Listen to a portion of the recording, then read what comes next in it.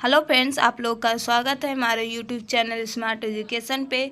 आज मैं आप लोग के लिए फिर से लेकर आई हूँ घटना चक्र सामान्य अध्ययन पूर्वावलोकन 2024 में भारतीय इतिहास को। इस बुक में हम लोग मध्यकालीन भारतीय इतिहास को पढ़ रहे थे और इसके अंतर्गत हम लोगों ने पढ़ा था कल के वीडियो में गुलाम वंश, दिल्ली सल्तनत के पहले राजवंश गुलाम वंश को पूरा हम लोगों ने कंप्लीट किया था। और आज हम लोग पढ़ेंगे दिल्ली सल्तनत के दूसरे राजवंश खिलजी वंश को। तो चलिए हम लोग स्टार्ट करते हैं खिलजी वंश को। और खिलजी वंश के नोट्स में है कि पहला लाइन कि जलालुद्दीन खिलजी ने 1290 ईस्वी में खिलजी वंश की स्थापना की। हमारा इस लाइन से पहला प्रश्न बनता है कि खिलजी वंश की स्थापना किसने की। तो जलालुद्दीन खिलजी ने की। कब की? तो 1290 ईस्वी में। इसने अपना राज्याभिषेक 1290 ईस्वी में कैकूबाद द्वारा बनवाए गए अपूर्ण किलो खड़ी, जिसे हम कीलूगढ़ी के महल के नाम से जाना जाता है, उस महल में करवाया था। कब करवाया था इसने अपना राज्याभिषेक? 1290 ईस्वी में।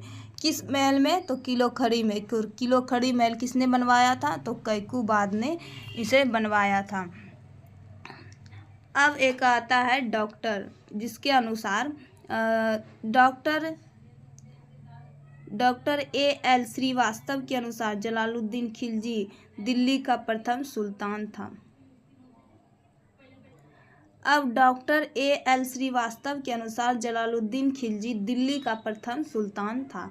इसके अनुसार दिल्ली का प्रथम सुल्तान कौन हो जाएगा? जलालुद्दीन खिलजी, जिसने उदार निरंकुशवाद के आदर्श को अपने सामने रखा। जलालुद्दीन जब दिल्ली का सुल्तान बना तब उसने अलाउद्दीन को अमीर-ए-तुजूक का पद दिया तथा अपनी पुत्री का विवाह अलाउद्दीन से किया। जलालुद्दीन ने अपनी पुत्री का विवाह अलाउद्दीन से किया और इन्हें एक उपाधि भी दिया जिसका नाम है अमीर-ए-तुजूक। अब आगे लाइन है कि मलिक छज्जू के विद्रोह को दबाने में महत्वपूर्ण भूमिका के कारण अलाउद्दीन खिलजी को कड़ा मानिकपुर की सूबेदारी प्राप्त हुई। अलाउद्दीन दिल्ली का पहला सुल्तान था जिसने धर्म पर राज्य का नियंत्रण स्थापित किया। ये अच्छा प्रश्न है कि इस तरह से प्रश्न पूछा जाएगा कि दिल्ली सल्तनत का ऐसा कौन सा सुल्तान है जिसने धर्म पर अपना राज्य नियंत्रण स्थापित किया। तो इसका आंसर हो जाएगा अलाउद्दीन खिलजी।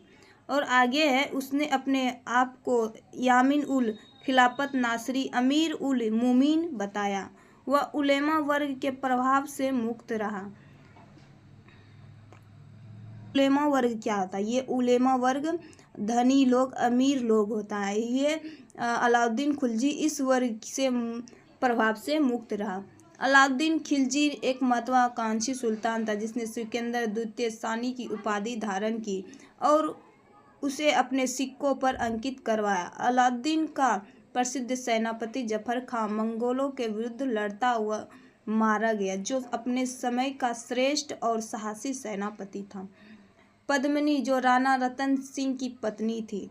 अलाउद्दीन खिलजी के मेवाड़ की राजधानी चित्तौड़ थी, पर आक्रमण के कारण दौरान राणा रतन सिंह की मृत्यु हो जाने के कारण रानी पद्मिनी ने अपने आप को जोहर कर लिया था।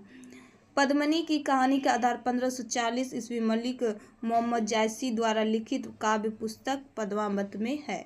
तो पद्मावत किसकी कृति है? तो मलिक मोहम्मद जायसी की। इन्होंने कब लिखी? 1540 ईस्वी में।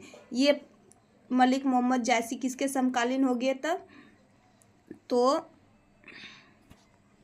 1540 किसके समकालीन हो गए? तो ये अकबर के समकालीन हो गई। अलाउद्दीन के शासनकाल के प्रारंभ पर कुछ विद्रोह हुए। इन विद्रोह के कारण पर विचार करके अलाउद्दीन खिलजी ने इसे समाप्त करने के लिए 4 अध्यादेश जारी किए। पहले अध्यादेश द्वारा उपहार था, पेंशन, दान में प्राप्ति भूमि आदि व्यक्तियों से वापस ले ली गई तथा सरकारी अधिकारियों को सभी व्यक्तियों से अधिकाधिक कर लेने का आदेश दिए गए। दूसरे अध्यादेश के अनुसार गुप्तचर विभाग का संगठन किया और तीसरे अध्यादेश के अनुसार मादक द्रव्य जिसके अंतर्गत शराब और भांग आदि का प्रयोग तथा जुआ खेलने पर रोक लगा दिया गया। चौथे अध्यादेश द्वारा है कि सरदारों एवं अमीरों की दावतों, विवाह के संबंधों पर प्रतिबंध लगा दिया गया। अलाउद्दीन के आक्रमण के समय देवगिरी के शासक रामचंद्र देव थे। 1296 ईस्वी में देवगिरी के शासक रामचंद्र देव ने अलाउद्दीन के सफल आक्रमण से बाध्य होकर उसे प्रतिवर्ष एचिलपुर की आय भेजने का वादा किया था, परंतु 1305 अथवा 1306 ईस्वी में उसने उस कर को दिल्ली नहीं भेजा, जिस कारण 1307 ईस्वी में अलाउद्दीन ने मलिक काफूर के नेतृत्व में एक सेना देवगिरी पर आक्रमण करने के लिए भेजी। रामचंद्र देव युद्ध में पराजित हुआ और उसने आत्मसमर्पण कर दिया। अलाउद्दीन ने रामचंद्र देव के प्रति सम्मान पूर्वक व्यवहार किया तथा राय रायन की उपाधि दी। तो राय रायन की उपाधि किसे मिली थी? रामचंद्र देव को। ये उपाधि दी किसने थी? तो अलाउद्दीन ने दी थी। 6 माह पश्चात उसे 1 लाख सोने का टांका तथा नवसारी का जिला देकर उसे राज्य वापस भेज दिया गया। 1312 ईस्वी मलिक काफूर ने रामचंद्र के पुत्र शंकर देव के विरुद्ध में भी एक अभियान का नेतृत्व किया था। मलिक काफूर को अलाउद्दीन ने अपनी गुजरात विजय के दौरान प्राप्त किया था। तो मलिक काफूर को अलाउद्दीन ने अपने किस अभियान के द्वारा प्राप्त किया था? तो गुजरात विजय के दौरान इन्होंने प्राप्त किया था। ये अलाउद्दीन ने इन्हें 1000 दिनार देकर खरीदा था, जिसे इसे 1000 दिनारी भी कहा जाता है। अलाउद्दीन पहला सुल्तान था जिसने भूमि की पैमाइश कराकर लगान वसूल करना आरंभ किया। अपनी व्यवस्था को लागू करने के लिए अलाउद्दीन ने एक पृथक विभाग मुस्त खराज की स्थापना की।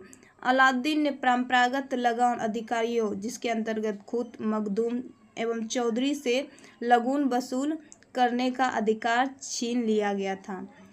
उनके सारे विशेषाधिकार समाप्त कर दिए गए। उनकी भूमि पर से कर लिया जाने लगा और बाकी अन्य सभी कर भी लिए गए, जिसके कारण खूत, जिसे जमींदार, और बलाहार, जिसके साधारण किसान के कोई अंतर नहीं रहा। अलाउद्दीन की राजस्व और लगान व्यवस्था का मुख्य उद्देश्य एक शक्तिशाली और निरंकुश राज्य की स्थापना करना था। उसने सभी व्यक्तियों से भूमि छीन ली जिन्हें वह मिल्क, जिसे राज्य द्वारा प्रदत्त संपत्ति, इनाम और इंद्रात पेंशन तथा बख, जिसे धर्मार्थ में प्राप्त हुई भूमि आदि के रूप में मिली थी। फलतः खलीसा भूमि अधिक पैमाने पर विकसित हुए। अलाउद्दीन खिलजी ने उपज का 50% भूमि कर खराज के रूप में निश्चित किया। अलाउद्दीन खिलजी भारत का प्रथम मुस्लिम शासक था जिसने भूमि की वास्तविक आय पर राजस्व निश्चित किया।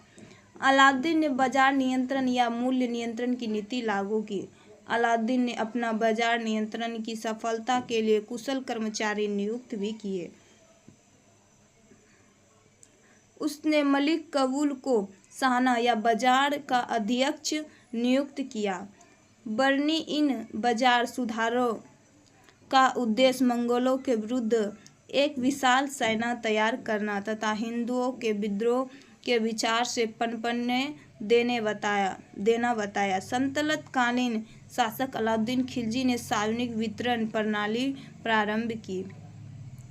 अलाउद्दीन खिलजी द्वारा लगाए गए 2 नवीन कर थी। पहली थी घरी कर, जो घरों एवं झोपड़ियों पर लगाया जाता था, और दूसरा था चराई, और वो पशु पर लगाया जाता था। 1306 ईस्वी के बाद अलाउद्दीन खिलजी के समय में दिल्ली सल्तनत एवं मंगोलों के बीच सीमा रावी नदी थी। सुल्तान गयासुद्दीन तुगलक के समय सिर मुगल के नेतृत्व में 1325 मंगोल सेना ने सिंधु को अवश्य पार कर लिया, लेकिन उसका सोमाना के सूबेदार मलिक सादी से उन्हें हरा दिया गया था। मुबारक खिलजी ने स्वयं को खलीफा घोषित किया था तथा उल इलाम, खिलाफत उल हल आदि उपाधियां धारण की, जिसके वह सर्वार्थ अयोग्य था। नसरुद्दीन खुसरव शाह 15 अप्रैल से 7 सितंबर 1320 ईस्वी तक हिंदू से परिवर्तित मुसलमान था। इसने अपने नाम का खुतबा पढ़वाया तथा पैगंबर का सेनापति की उपाधि ग्रहण की। इसके विरोधियों ने इसे इस्लाम का शत्रु और इस्लाम खतरे में है का नारा दिया था। सल्तनत के दूसरे राजवंश खिलजी वंश समाप्त हुआ। अब हमारा बचा हुआ है क्वेश्चन, जो 25 क्वेश्चन है, जो हम लोग करेंगे नेक्स्ट वीडियो में आपको व्याख्या के साथ। तो मिलते हैं नेक्स्ट वीडियो में क्वेश्चन के साथ। तब तक के लिए थैंक यू। स्वस्थ रहिए, सुमन से पढ़ाई कीजिए और कम्पिटिटिव एग्ज़ाम के लिए खूब मन से तैयारी कीजिए। तब तक के लिए धन्यवाद।